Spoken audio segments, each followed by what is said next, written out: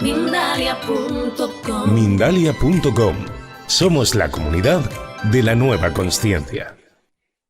Pero esperad, dije que el dolor tenía dos funciones y he dicho solo la primera y nadie me está avisando de que me falta la segunda y se me está olvidando. Pues la segunda función del dolor, la que...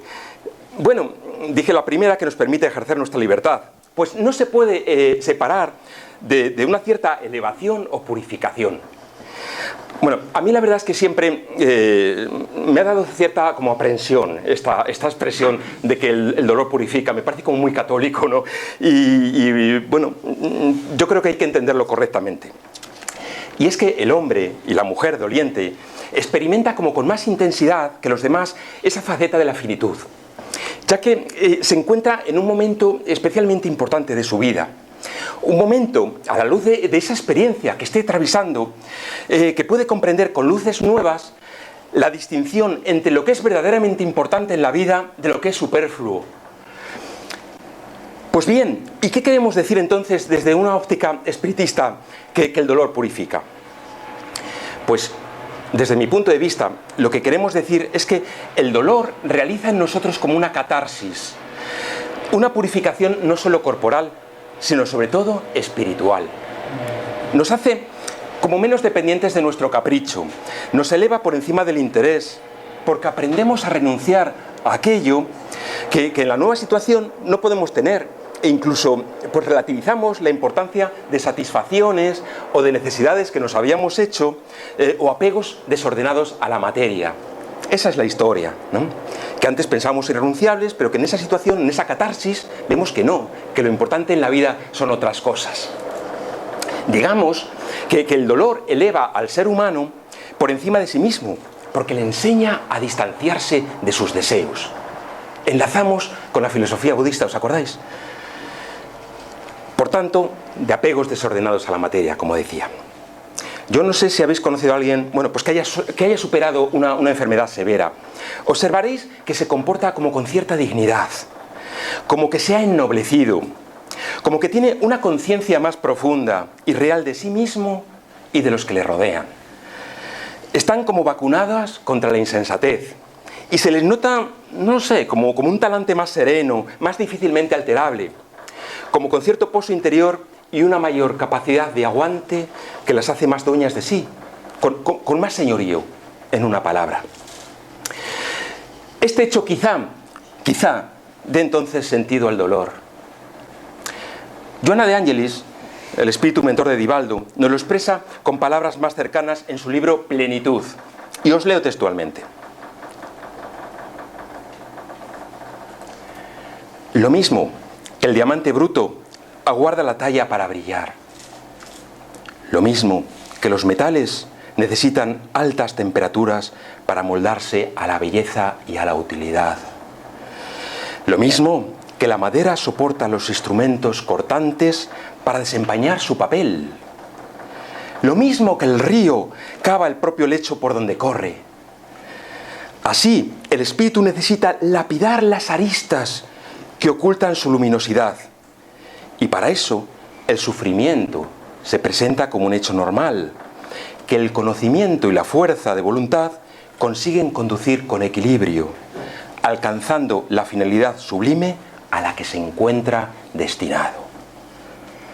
Bárbara, Joana.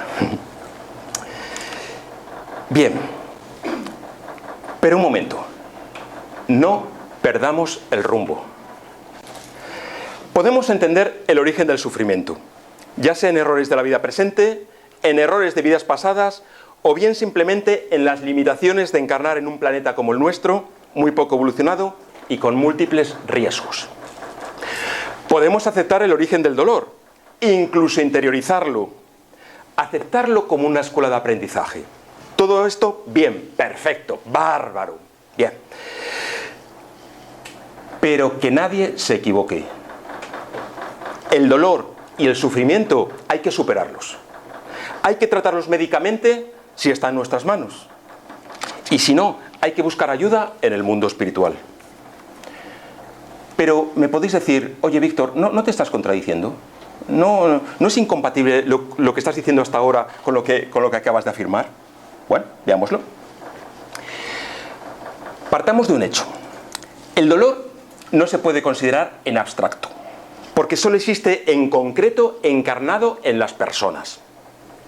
Y es que el dolor son las personas dolientes, el dolor son las personas sufrientes. Y pregunto, entonces, ¿no habría que buscar el sentido del dolor en aquellos que lo sufren? Esto porque los dolientes están ahí, postrados muchas veces, aunque no los veamos o no los queramos ver. Y a ellos no les sirve de nada que nosotros hagamos teoría sobre el dolor y su sentido. Necesitan una sola cosa: consuelo y alivio a su desgracia. Esto es así. En este sentido, no deja de ser llamativo que todos los espíritus elevados que han encarnado en nuestro planeta y que han venido en misión se han ocupado de aliviar el problema del dolor. De Buda ya hablamos anteriormente, pero no solo. Los que frecuentáis esta casa y el grupo de estudio de los jueves, en el comentario que se hace del Evangelio según el Espiritismo de Allan Kardec, habréis visto que en cada ocasión que tenía el Maestro Jesús se hacía el encontradizo con personas sufrientes, cada una con su problema o con su enfermedad, a las que escuchaba, atendía, les explicaba la raíz del dolor, los sanaba o les daba esperanzas. Además, tras esa atención fraterna, siempre venía una recomendación. Decía: tu fe te ha salvado, vete en paz.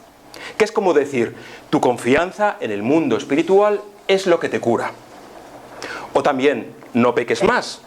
Bueno, las traducciones canónicas sí es cierto que hablan de no pecar, pero el espíritu del consejo que daba es: rectifica, lleva la mejor vida posible, preocúpate de los demás, crea armonía a tu alrededor y no malas vibraciones. No seas una fuente de conflictos ni provoques la impaciencia de los que te rodean. Por tanto, sí, ante una situación de sufrimiento es correcto orar para su finalización, pero desde la humildad. Es decir, sabiendo que la espiritualidad no puede o no debe cambiar una decisión que quizá tomamos nosotros antes de reencarnar. Mirad, en cierta ocasión, en esta casa, el espíritu Pena Blanca al que ya antes me referí, se le hizo esta pregunta. Se le dijo: hermano, ¿por qué los espíritus no pueden anular el dolor que cierta persona estaba padeciendo? Y era un dolor intenso, ¿eh?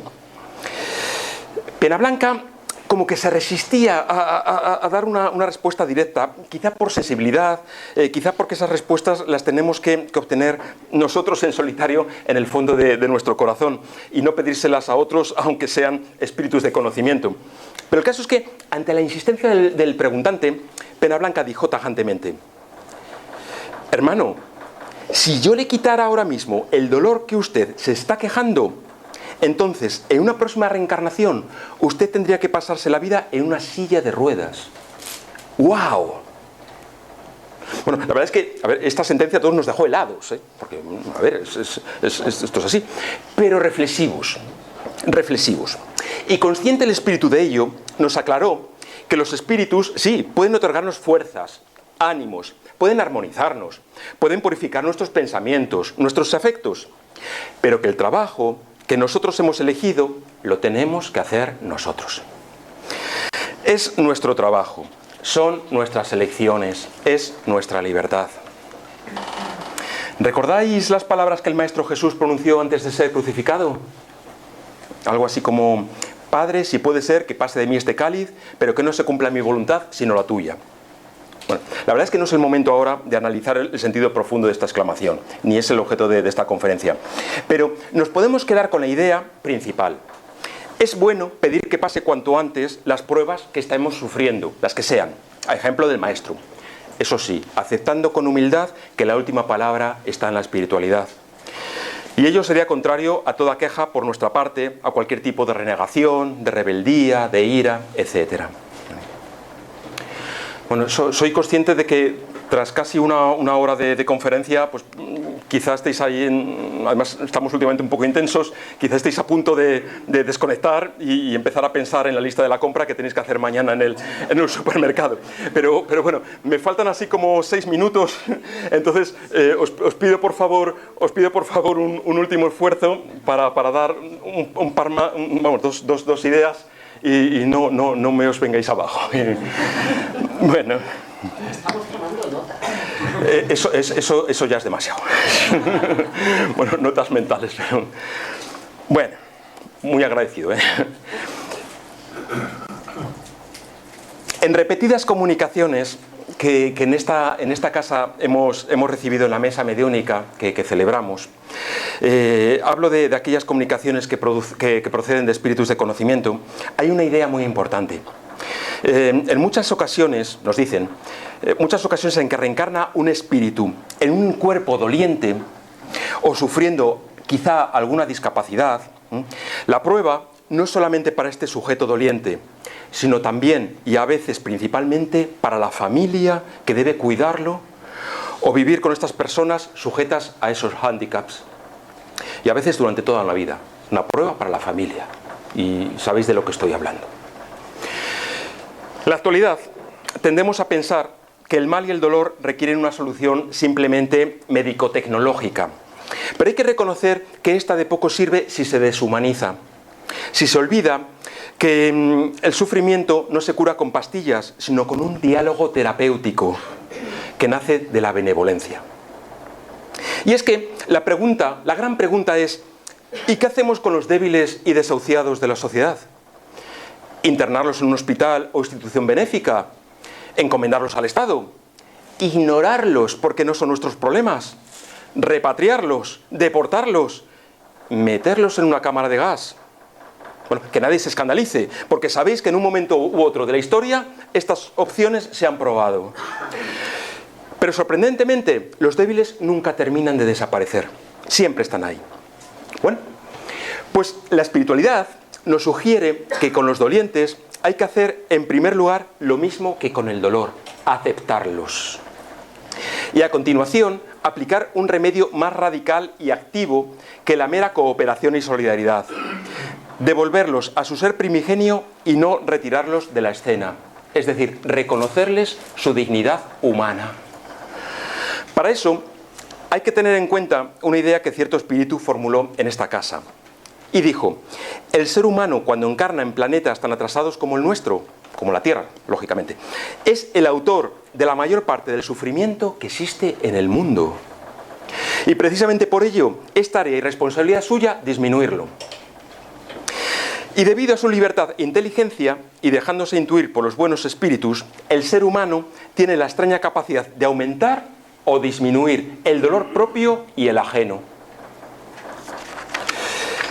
Hay una idea que se repite con frecuencia en los libros que conforman la serie psicológica de Joana de Angelis, psicografiados por Divaldo Franco, que es que el hombre y la mujer pueden ser definidos como seres capaces de curar.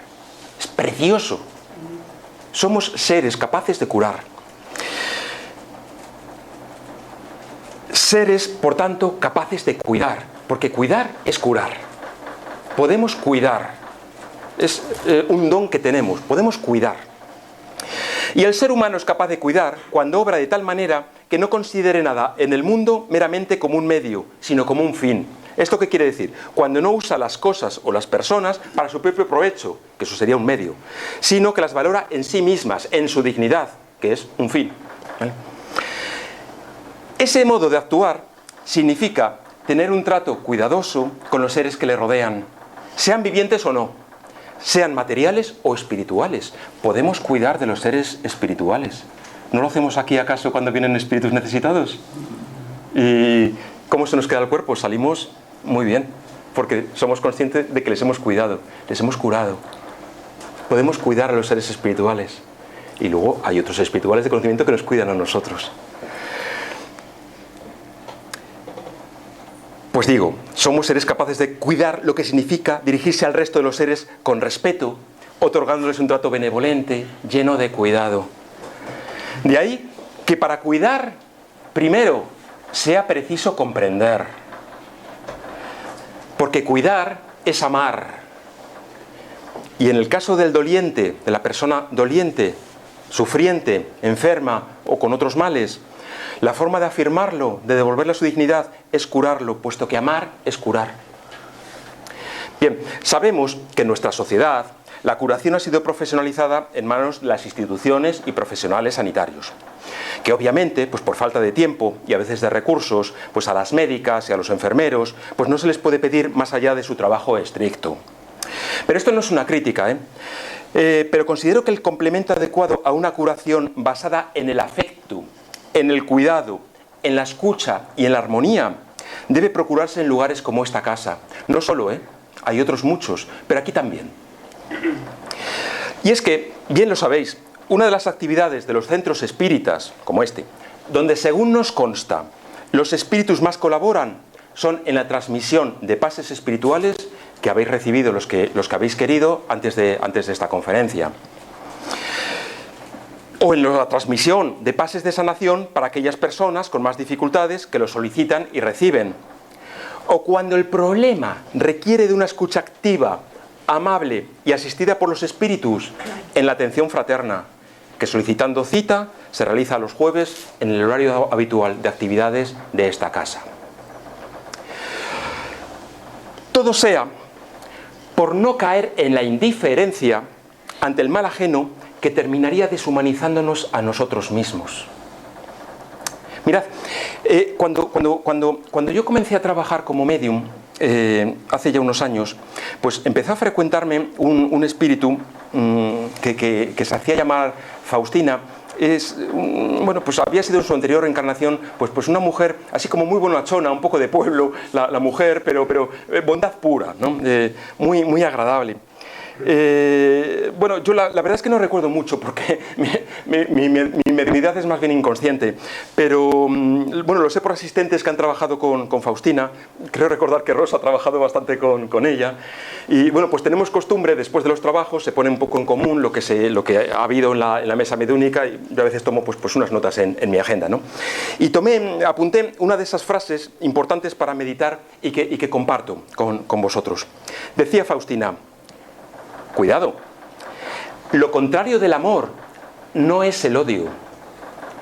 Lo contrario del amor es la indiferencia. Y apuntaos esto porque os puede servir incluso para vuestra vida cotidiana, con vuestras parejas, con vuestros amigos, con familiares. Lo contrario del amor no es el odio, es la indiferencia.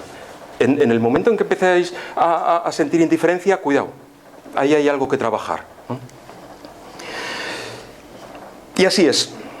La indiferencia es quizá el principal obstáculo al crecimiento personal y amoroso del ser humano, ¿no? Luego hay otros, pero sí es cierto que tras la indiferencia vienen pues como una pléyade que vienen en procesión, tras la cual está el egoísmo, el orgullo, a veces la vanidad, en fin, y ya eso pues es una caída en picado, ¿no?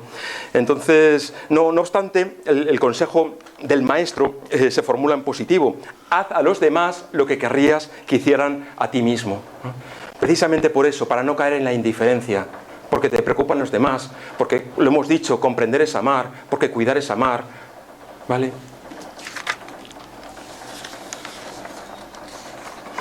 Bueno, pues lo prometido es deuda. Entonces, consciente un poco ya de la intensidad de esta conferencia y sobre todo de esta última parte final, vamos a aflojar un poco.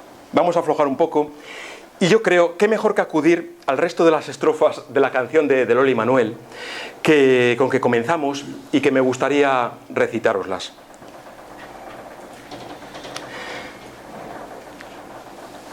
De lo que pasa en el mundo, por Dios que no entiendo nada. El cardo siempre gritando y la flor siempre callá. Que grite la flor y que se calle el cardo. Y todo aquel que sea mi enemigo, que sea mi hermano.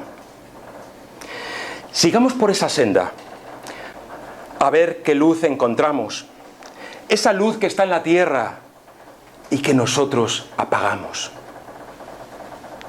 Y por ello, Señor de los espacios infinitos, tú que tienes la paz entre las manos, derrámala, Señor, te lo suplico, y enséñales a amar a mis hermanos. Muchas gracias.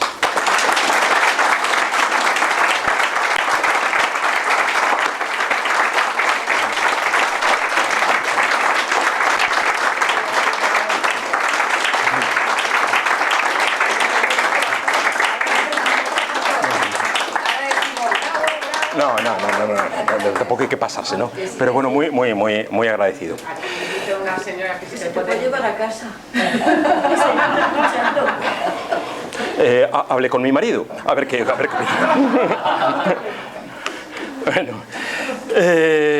Bueno, muchas gracias por vuestra atención. El tema es duro y yo me da la impresión de que no he solucionado nada. Es decir, bueno, a ver, mi objetivo era sobre todo daros pensamientos, transmitiros pensamientos. Yo creo que lo importante de esta conferencia es ustedes, vosotros y vosotras, que tengáis como los ingredientes para darle vueltas, añadir vuestras propias experiencias o de los seres queridos que estén pasando por una de estas circunstancias y sacar, pues a lo mejor un consejo o a veces callar. Muchas veces la mejor comunicación la da el silencio. Digan lo que digan. Entonces a veces hay que callar, pero el estar ahí, el acompañar, el decir, vale, te está doliendo el alma, pero yo estoy aquí, vamos a estar en silencio. Y, bueno, es formidable. Entonces no tenía más objetivo que porque este tema no se puede agotar, es imposible, porque además tiene un componente espiritual tan grande que bueno, nos podemos aproximar, pues yo os digo, con el conocimiento que tenemos en el espiritismo, pero cada persona es un mundo. Y bueno, y así es la vida. Entonces, bueno, si queréis, si tenéis alguna pregunta, algún comentario, si la sé la respondo, y si no la sé, pues diré, no lo sé. Y ya está, ¿para qué? Voy a decir otra cosa. Bueno, estoy a vuestra disposición. Bianca. que entonces el dolor es un poco más corporal, físico, y el sufrimiento es espiritual. Y sí. También el dolor lo tenemos que pasar sí o sí, el sufrimiento es opcional. Es decir, que hay momentos en cuales nos creamos el sufrimiento, ¿no? Más de lo que deberíamos. Habrás visto que comencé, efectivamente, separando la definición de dolor de sufrimiento, el dolor como más físico, el sufrimiento como más moral, espiritual, psicológico. Pero, sin embargo, en el desarrollo de mi conferencia, luego los he utilizado indistintamente. O he hablado de dolor físico o dolor moral, o sufrimiento físico y sufrimiento moral, en fin, esto. Ahora bien, bueno, por supuesto, el dolor no podemos escapar de él, pues porque nos viene dado por una enfermedad, una lesión, lo que sea. La segunda parte, esa es una de esas frases que de repente aparecen en las redes sociales y todo el mundo comparte, de que el sufrimiento es opcional. Estoy parcialmente de acuerdo, parcialmente solo. Desde luego, nosotros nos podemos obsesionar y hacer un gran sufrimiento cuando no merece la pena o lo contrario. Pero hay una parte del sufrimiento que yo creo que es inevitable. Como toca nuestro espíritu, hasta yo diría que es lógico. Es decir, yo creo que a veces es humano ese sentimiento. Lo que no es natural es magnificar un sufrimiento más allá de lo que sería natural. Es decir, y en esos casos, desde luego yo no soy psicólogo, pero muchas veces la mejor terapia es acudir a un psicólogo y que nos ayude a gestionar un sufrimiento que está desproporcionado con el dolor concreto. Pero que un dolor mínimo va a estar ahí, es que es inevitable, es que tenemos sensibilidad, tenemos sentimientos, nos preocupan las personas. Yo creo que también cuando tienes ese dolor también sufres, entonces como tú bien dices, hay una parte de sufrimiento que la tenemos que llevar. Ahora, otra cosa es insistir en ello, sí. En el sufrimiento. Uh-huh. No te había visto, perdón. Bueno, Elena, gracias por la conferencia, muy bella y útil, ¿sabes? Porque obviamente todos vivimos, ¿sabes? Pasamos por momentos de mucho sufrimiento. Pero una pregunta, Víctor, ¿qué ocurre cómo son recibidos esos espíritus de gente que han cometido suicidio, que no han podido afrontar, digamos, el dolor? ¿Sabes? O sea, vivimos, por desgracia, uno de los grandes males de nuestra sociedad. ¿Cómo son recibidos esos espíritus, independientemente del sufrimiento, que para uno puede parecer muy grande y para otros pequeños, pero cómo son recibidos? Por nosotros con mucho cariño.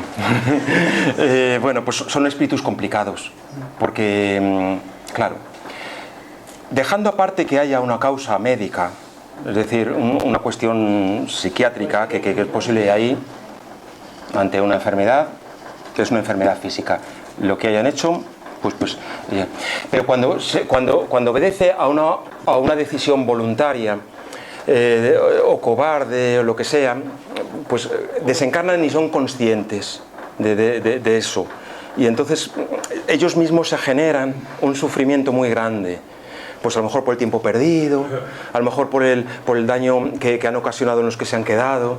Desde luego, bueno, yo tengo la teoría personal, de que ante las dosis del suicidio el problema es de la sociedad. Es decir, ¿qué hacemos nosotros para que haya esos niveles de suicidios? Creo que pero es un tema también estructural, porque poco podemos hacer.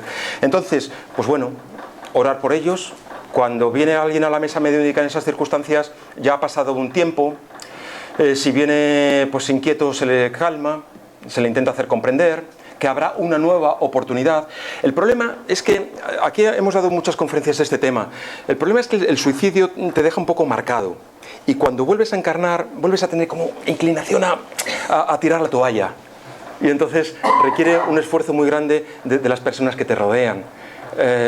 Es de los grandes hándicaps que tenemos. Es decir, el otro día leía un artículo que decía que tras la pandemia, el mayor mal, hablo en España, bueno, en España, en el mundo occidental, el mayor problema que tenemos ahora es mental. Y de esto no se habla. A mí me causa mucha inquietud que los medios de comunicación no hablan de este tema. Y todos estamos tocados porque hemos estado inseguros, y valores que antes íbamos teniendo de repente se han ido por los suelos, ¿no? Y esto requiere una terapia muy activa, y probablemente nosotros, porque somos muy poquitos aquí, es un centro muy pequeño, pero haría falta una atención fraterna enorme. O sea, yo hago un llamamiento, ahora que me están grabando, a otros centros espíritas que se desvirtualicen y vuelvan a la presencialidad. Porque hace falta pases, hace falta atención fraterna, hace falta mediunidad. Es que el Zoom es muy bonito, estar en casa en pijama y bata y descalzo y estudiar libros espíritus. Bueno, a ver, que estoy criticando yo aquí, perdón, igual me estoy pasando, pero yo miro a los jefes por si me miran. Pero bueno, es mi opinión. Hace falta volver a la presencialidad, pero por un tema, porque somos personas, somos animales sociales. Nos tenemos que interaccionar, nos tenemos que tocar, nos tenemos que dar un beso. Rosa, qué guapa estás hoy. Pues, tú también.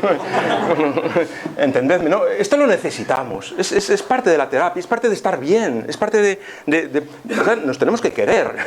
Y es parte de la vida. Por el Zoom se me oye, me se oye. Bueno, pues bien, el Zoom cumplió su función cuando la tuvo que cumplir. Pero vamos a ver, es que tenemos que interaccionarnos. Entonces, me he ido por los cerros de Úbeda. No, lo que te quiero decir, no solamente los centros espíritas, a mí me consta que hay otros organismos pues donde se hace pues una terapia de escucha. Counseling se llama, que es muy interesante. No es psicoterapia. Counseling, tú vas a alguien a que te escuche, no te va a dar consejos, te va a escuchar, y tú sueltas, y ya está. Eres tú el que tienes que buscar la solución a tu problema. Si tienes un problema psicológico, te derivan a un psicólogo o un psiquiatra. Pero me parece fundamental. Y un tipo de counseling es el que hacemos aquí en la atención fraterna, aquí asistida por espíritus que asisten a la persona encargada. Entonces la persona normalmente pues acude con una cuestión o con un problema tal, pero que tiene un ámbito espiritual, lo suelta y entonces pues bueno, pues recibe un consejo, orientaciones y tal. Yo creo que hace falta muchísimo el hablar y escuchar. No sabemos escuchar, ni tenemos tiempo. Y bueno, llegas a casa y si ves un vecino que entra en el ascensor y tú subes por la escalera, porque no sé. Bueno, esto es así. Perdón si me he ido un poco por... Bueno, al final he soltado aquí algunas reflexiones. Estamos hablando del tema de que es un problema mental, ¿no? Y que la pandemia ha agudizado muchísimo el problema mental. La pandemia no sé si... Bueno, quizá sí. Es una etapa de prueba. Es una etapa de prueba y la tenemos que superar, ¿eh? Con lo cual, poneros todas las pilas, porque está en manos de todos, ¿no? Así que... Oye, no me habéis preguntado, si no me preguntáis, me pregunto yo a mí mismo. Pero, bueno, estoy diciendo, porque lo ha dicho Divaldo, lo ha dicho Joana, etcétera, que hay que buscar las causas del sufrimiento. Y dice Divaldo que las causas pueden estar en la vida presente o en vidas pasadas. ¿cómo sabemos si tenemos un sufrimiento que se debe a una vida pasada o no? ¿Qué opináis? Venga, no, os pregunto yo, decidme. Así descanso y bebo agua. Porque no hay una causa aquí. Pero que todo lo que es, vamos, sabemos que tenemos problemas que vienen pasados de la vida pasada, ahora se deriva y al cual nos hacemos también aquí. Pero mira, cuando me puse a preparar esta conferencia, empecé allá por julio, empecé pronto. Me pongo a preparar esta conferencia, todo contento, me vengo arriba y tal, porque me dejaron los libros de Joana y tal, hay un material, bueno, me vengo arriba. Y digo, pues la voy a enfocar así. Y al día siguiente, un dolor en el pie, pero sin comerlo ni beberlo, pero un dolor, que no fui a trabajar, me quedé en casa, porque apoyaba el pie, o sea, horroroso. Y digo, qué bien, qué buena oportunidad para buscar un sentido al dolor. Qué narices, por no decir una cosa más, cuando te duele algo, lo que quieres es curarte. Esto es así, ni sentido al dolor ni leches. Que te duele. Bueno, ya veremos. Pero vamos, no, y esto me hizo pensar. Digo, a ver qué dices, ¿no? Pero claro, yo digo en ese momento, ¿será que en vidas anteriores era futbolista y le pegué una patada al delantero centro así sin que me viera? Y ahora... Estas cosas que vienes al centro espírita te las plantea. Bueno, a ver, es una tontería lo que estoy diciendo, pero ¿comprendís el sentido de mi duda? De entrada no es matemático, pero también os dije después, si venís a un centro espírita podéis tener un atisbo. ¿Qué pensáis al respecto? Pues yo creo que no son cosas puntuales, ¿no? Sino que más bien son cosas, dolores crónicos o dolor emocional crónico o situaciones muy duras. Vale. A veces también lo tenemos de la misma vida. Sí. Que nos damos cuenta que hemos tratado, un ejemplo, ¿no? Que nos hemos dado cuenta que hemos tratado mal a nuestra madre cuando nuestro hijo nos trata mal a nosotros. O sea que a veces está más cercano de lo que pensamos. ¿Alguna opinión por ahí? ¿Os atrevéis? Pero cuando... Bueno, la respuesta es que no hay respuesta. Es decir, la respuesta te la tienes que dar tú aquí mismo, para ti. Porque no va a estar seguro. Pero yo creo que tenemos una pista. Es decir, yo considero que las dificultades que tenemos en esta vida tienen atisbos, las venimos arrastrando. Y además es que precisamente es la pista de lo que tenemos que trabajar.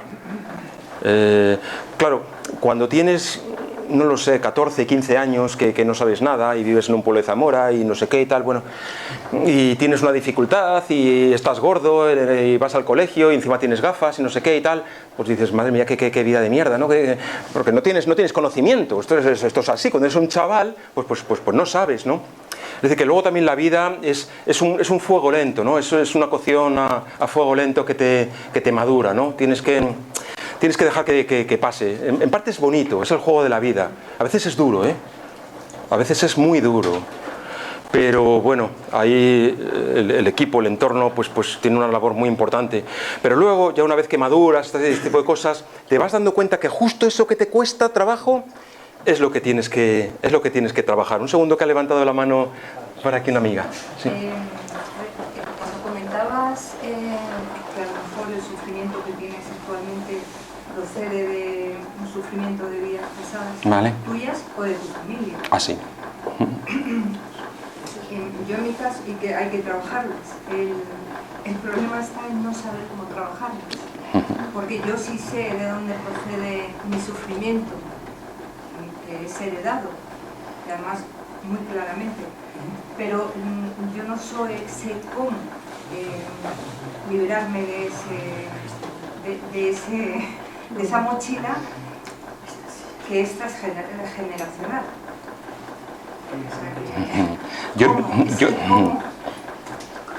Yo no te lo puedo decir y desconfía de quien te lo diga. Fíjate lo que te digo, desconfía, porque lo tienes que elaborar tú. Pero espero haberte dado una pista cuando nos decían que por supuesto tú no eres libre de eso, porque si encima a lo mejor fuiste libre antes de reencarnar, que decir, mira, voy a tener este hándicap porque quiero, en fin, esto tal, pero luego se te olvida, pues apañados estamos, ¿no? Pero sí que eres libre de a ver cómo gestionas eso, en positivo o en negativo, pastilla roja o pastilla azul, que decían en Matrix, ¿no? Es decir, que sí que para eso sí que eres libre. Es decir, bueno, mira, se me cae el cielo en la cabeza, me levanto por la mañana y es que es una... No lo sé. Pero a pesar de eso, como el ave fénix, te levantas, te pones guapa, no sé qué y tal, y dices, mira, no lo sé, voy a hacer feliz a una amiga que hace mucho que no la llamo, vamos a tomarnos un café. A veces, a mí hay una frase que me encanta de María Jesús Albertus, aquí presente, que una vez que tuve la fortuna de tomar una cerveza con ella, porque no hay manera es muy difícil quedar, y hay una frase que me gusta mucho. Bueno, el otro día también la citó, perdón, la citó el otro día Juanma de Soto en su conferencia. Si no fuese por estos pequeños momentos, ¿cómo sería la vida? Perdona porque la dijiste tú, pero es que yo también me gusta mucho. Es verdad, muchas veces en lo cotidiano es donde tenemos las herramientas para avanzar, en las pequeñas cosas, en las personas que nos ponen a nuestro alrededor, en una tortilla de patata bien hecha, o rica, ¿no? O no lo sé, quedar con un amigo, un café, no sé qué, en fin, en las pequeñas cosas. No esperemos grandes... De hecho, en el espiritismo, la gente que viene buscando el fenómeno, es decir, una mesa mediúnica, donde tal, no perseveran. No perseveran. Cuando empiezan a pasar los meses, los años, y vienes aquí, pues los días que tú tengas establecido, y vienes, te das cuenta del juego de la vida cotidiana, de la belleza que tiene una vida cotidiana, ojo, con sus luces y sus sombras, ¿eh? Entonces, es tu vida, es tu libertad. Esas respuestas, si yo ahora te diera una respuesta, no estaría siendo honesto. Sí. Voy entendiendo que el sufrimiento se acaba cuando la persona aprende. Ahora mi pregunta es, ¿aprender qué exactamente? Porque has dicho algo así de frase de Eduardo Franco, que creo que todo se acaba cuando descubres la causa, ¿no? Entiendo que la causa no está en otras vidas, sino está en esta vida. También en otras vidas. La causa puede venir, correcto, en las dos. Ok. Y lo que tengo que aprender es a buscar la causa del sufrimiento. Correcto. Para que el sufrimiento desaparezca. Correcto. ¿Y cuál sería la causa? Si la causa está en esta vida, lo tienes fácil. A poco que seas honesto contigo mismo. Cosa que no es fácil, ¿eh? No es fácil porque tendemos a justificarnos. Tendemos a decir, no, son los demás. Son los otros que no me entienden. No, fíjate yo, ¿qué tal? Y no me entienden. Me he pasado aquí preparando esta conferencia 3 meses y fíjate, se me han dormido. No, es decir, qué fácil es autojustificarnos. No, ser honesto con nosotros, tela. O sea, es sentarte, vaciarte y si has hecho algo mal, reconocerlo. Como se dice con frecuencia, la vida es como un deportista. Lo malo no es caerte y darte de bruces. Lo malo es cuando te caes y no te levantas. El deportista se levanta y vuelve a empezar su entrenamiento. Eso es la vida, ¿no? Entonces, si la causa está en vidas presentes, lo tienes más sencillo, pero o no. Depende de ti, tienes que ser súper honesto contigo, ¿no? Y lo que has hecho mal, intentar paliarlo en la medida de lo posible. Hay veces que no se puede, ¿no? Pero bueno, siempre compensar de alguna manera. Si está en vidas pasadas, es más complejo, porque requiere ya un trabajo espiritual. Ahí tienes que ver entonces cómo puedes dar la mejor versión de ti mismo. A lo mejor no sabes si hay algo que hiciste mal, pero hay una cosa que sí sabes. Puedes hacer algo muy bueno en esta vida que va a compensar lo que sea que hubieras hecho en vidas anteriores. Entonces, la respuesta es: sé la mejor versión de ti mismo ahora. Ahora. No mañana, ahora. Y a veces es fácil. Es decir, yo siempre digo, un padre y una madre lo tienen fácil porque dan su vida por sus hijos. Y se preocupan y están ahí, no sé qué. Aunque cometan errores. Pero el hecho de ser padre y madre, yo creo que los que tengáis esa fortuna ya tenéis un 70% del camino hecho. Pero no solo. Luego hay otras muchas. Cada uno con sus vicisitudes, ¿no?